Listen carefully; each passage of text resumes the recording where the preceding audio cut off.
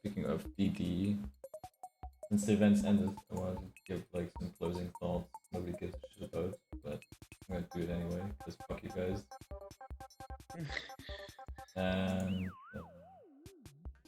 yeah. So this was the status of my shit at the end of it. I managed to complete both of these tours 12 times. Got 4 double New Zealand weapons, which really upset me. But who cares about shit loot, right? So contract wise, we had the same problems we had in previous campaigns, where some contracts just rewarded you for doing class stuff as that class, as instead just like being effective as that class. Let's just say dealing damage with knives instead of just, oh look, you're a spy and you sap some robots, which is cool and all, but it's not about a sap, or is it?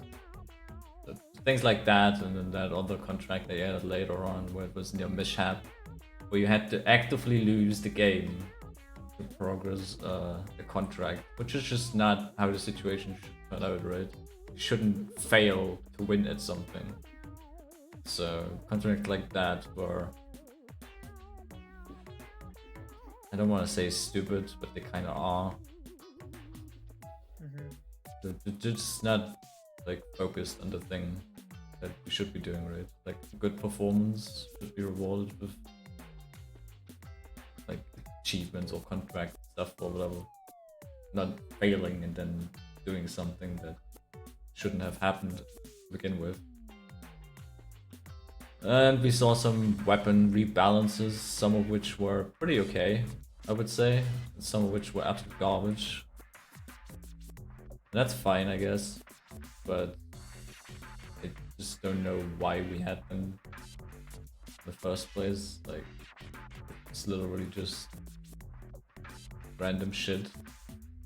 Crash some weapons that are okay, and then you balance up some weapons that are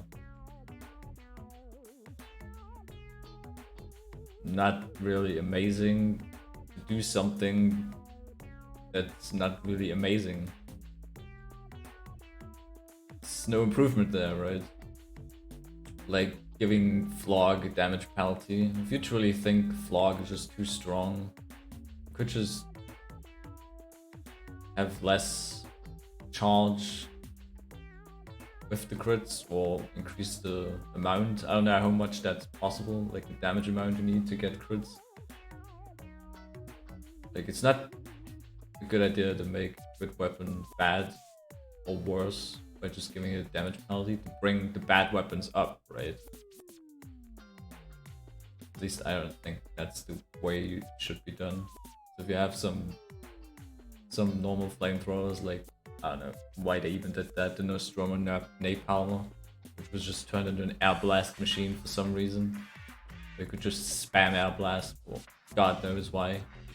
Which is not how you're supposed to use air blast anyway. You don't spam it, you're supposed to time it and shit like that. So it's just some of these things we shouldn't really hopefully see again in the next event. Some of the new missions and maps look pretty cool. I like the idea of Autumn Knowles Dynamic Disaster, where it's just not a bomb, it's just bots assaulting you. But I think the format should be a bit different. Like, it shouldn't be timer based where you just lose after like spending 15-20 minutes in a wave and you lose randomly because you're not good enough. I like the idea of some sort of King of the Hill type MVM maybe, like we've seen in that I forgot its name. That one spooky map where it's kind of like defense of the generator or something, but it was still like a bomb type hatch. So maybe something like defending an object or something like that the robots are trying to destroy and you're trying to defend it. Which could also be a nice change for Engineer. Maybe he could fix it by just being around the thing, so you wouldn't just turn engineer into a ammo dispenser in general.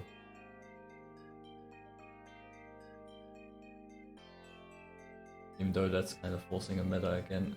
It's just some ideas, you know. I don't even know if that's possible. Things like that would probably be interesting.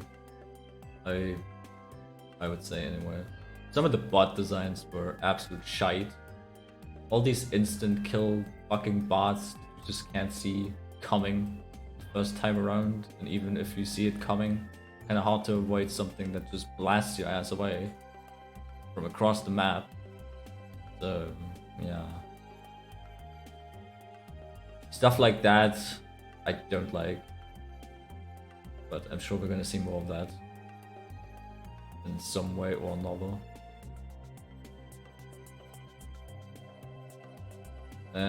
Yeah.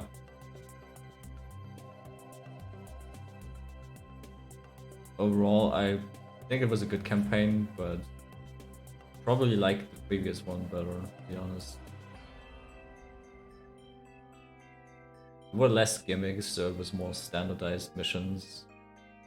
Here we had so many, I don't know, strange things that just turn missions into clusterfuck, like many random bots assisting you, and then they steal player slots away from players trying to connect, and you can't actually play. Then you're down a player, and you have these bots just being useless for the majority of times. And yeah, what do you think? I do like the campaign. Well, I haven't played as much as you. Holy shit. I did like 12 times. Jesus, I didn't even finish one completely. Of the things I played, I follow a lot of what you say.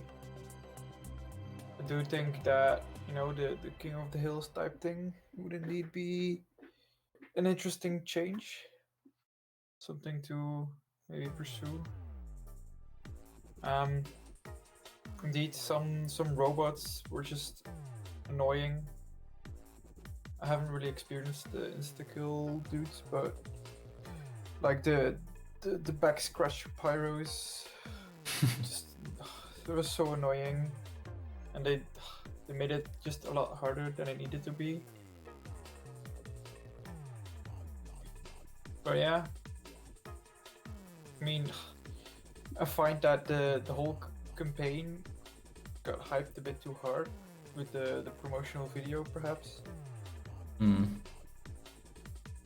Yeah, considering that there had to be a lot of changes and fixes in the first weeks. I mean, that's a fair point too. There was a lot of rebalancing, which begs the question if the missions were just not properly tested in a way. Yeah.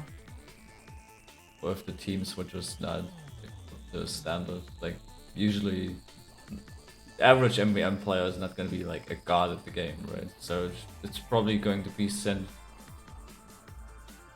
around that demographic, you know, mostly. Obviously there's going to be a harder mission.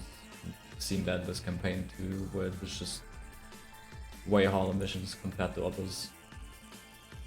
Even though they were all labeled as advanced, I would say some were probably not in that category. Nah, not at all. Whether that's because bot designs or overall wave designs. But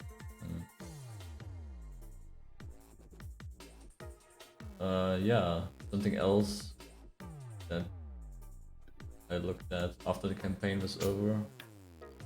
It shows actually on the website my total wave attempts in Man vs Machine that happened in Creators DF. My total wave attempts were 1,488, of which 1,130 were successful, with 358 failed. Which leaves me at a percentage of successful wave attempts in Man vs Machine at 75%. which is an interesting stat to have, I guess. Mm-hmm.